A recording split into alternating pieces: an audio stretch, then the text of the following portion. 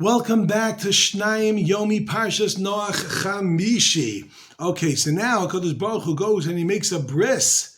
He makes a bris, a covenant with the world, with Noach, that he's not going to do this again. He's not going to bring destruction of this nature again. And what's the sign of this bris? The sign of this is the rainbow. Everyone looks like, wow, rainbow, what a beautiful thing. Not necessarily. You know what the rainbow is?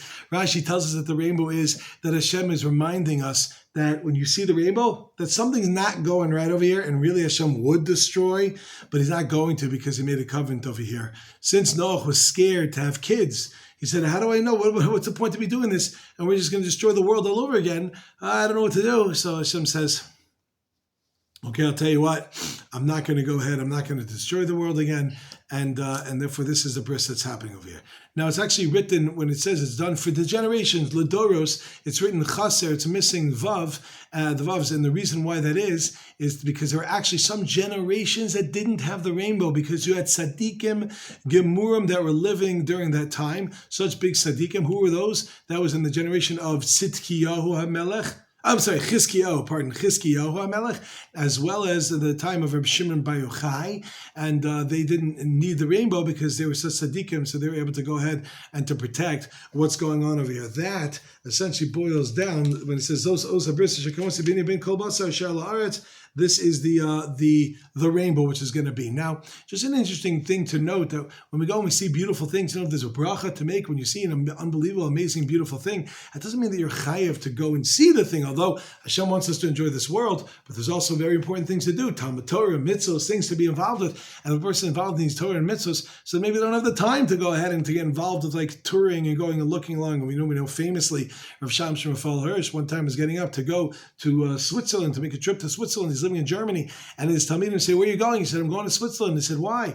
He says, when I die, HaKadosh Baruch Hu is going to say, I made the Swiss Alps right next door to where you live, and you didn't go see the beautiful Alps that I made for you to enjoy. So he went to go see it. Now, if to contrast that doesn't mean we travel all day and all night and just run all over the place. So let's contrast that with the story of Aaron Leib Steinman. Aaron Leib was once on a plane, and they were flying over the area by Gibraltar. And in Gibraltar, that's where there's two oceans that come and meet. And those two oceans, when they come and they meet, when they meet over there, you actually can see a difference in color, of the two oceans that go and meet.